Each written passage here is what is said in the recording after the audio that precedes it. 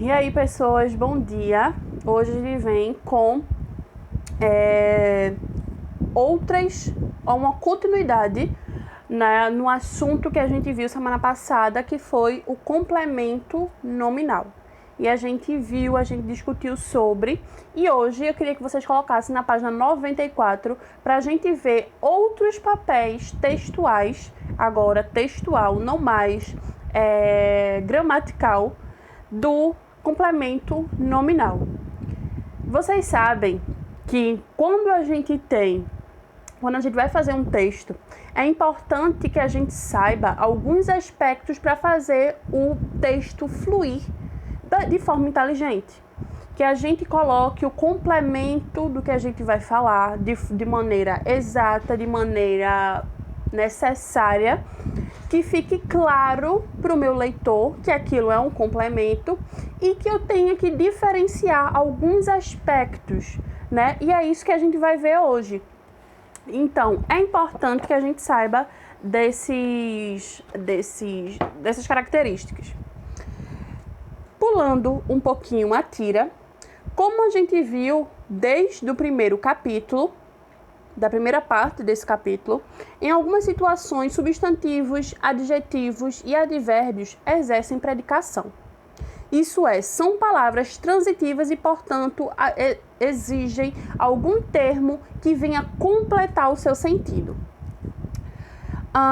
Como completam um sentido de nomes, esses termos recebem o nome de complementos nominais, que são eles completam o sentido de algumas coisas que a gente se relaciona a nome. Eu até fiz uma alusão ao substantivo, que geralmente esses termos completam os substantivos, mas não só completam substantivos.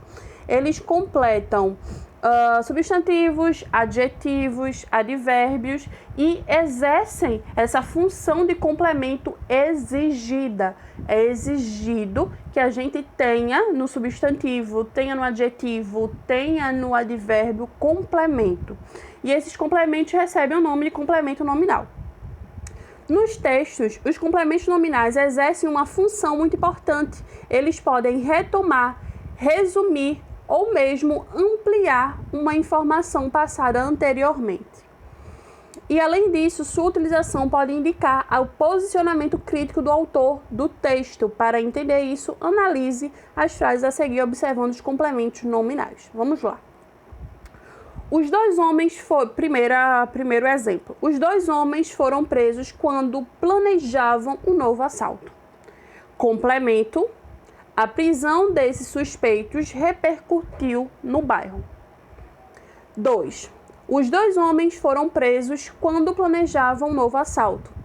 A prisão desses marginais repercutiu no bairro. 3. Os dois homens foram presos quando planejavam um novo assalto. A prisão desses assaltantes de banco repercutiu no bairro.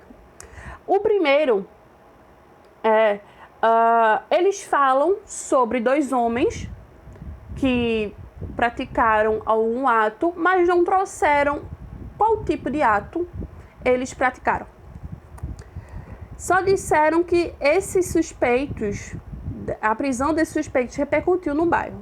O segundo, os dois homens foram presos quando planejavam um assalto e a prisão desses marginais repercutiu no bairro. Também a mesma coisa.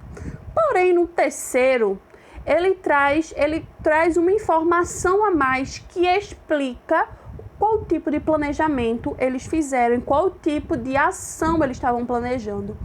Os dois homens foram presos quando planejavam um novo assalto. A prisão desses assaltantes de banco, que é um complemento, né, repercutiu no bairro.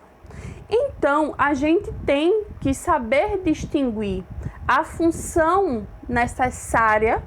É uma informação do primeiro, do segundo, é uma informação, não sei se vocês entenderam, mas é uma informação que ela vem a mais, porém não é tão exigida. Repercutiu no bairro. Porém, a terceira, eu ficava me perguntando se eu lesse em algum jornal, mas eles estavam planejando o quê, né? Então, quando a gente tem essa pergunta, planejamento de quê? A gente tem o nosso complemento nominal, que ele traz pra gente o planejamento. O que foi que eles planejaram? O que foi que os dois homens estavam planejando? O assalto ao banco. Então, é importante que a gente tenha definido todas essas características e saiba, dentro do texto, olhar para aquele complemento e saber diferenciar. No caso que ele está dizendo aqui, saber diferenciar do complemento nominal e do adjunto adnominal. E vamos lá. Nem sempre a distinção entre esses dois termos é clara, mas na prática podemos resolver nossas dúvidas com essas observações. Lembre-se de que o adjunto adnominal representa uma informação a mais, porém não é necessário, não é exigida para a estrutura do período. Então a gente percebe que na primeira e no segundo exemplo, um complemento a mais, traz uma informação a mais, mas não é exigida.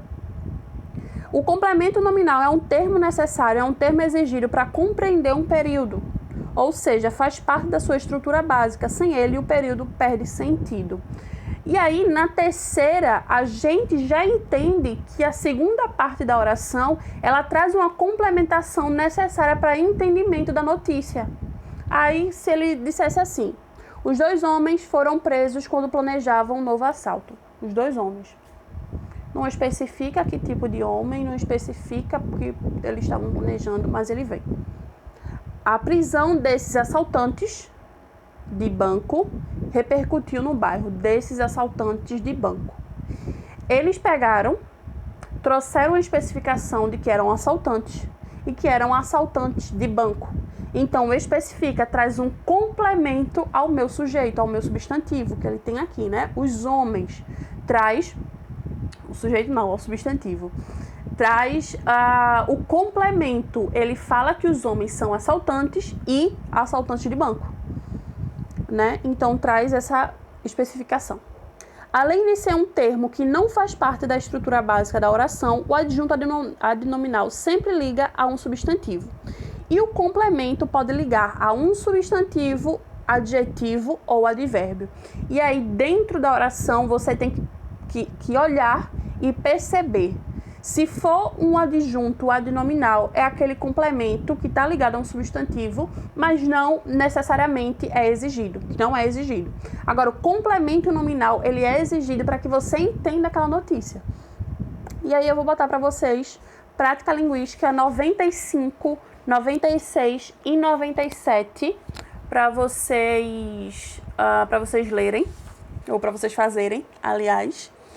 E a página 97 e 98 para vocês darem uma lida, para não começar a escrever agora, mas dar uma lida no assunto e na produção de texto que a gente vai fazer, já que muita gente entregou o texto.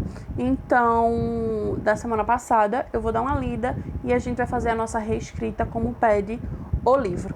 Tá, pessoas? Fiquem aí que daqui a pouco também tem aula de redação.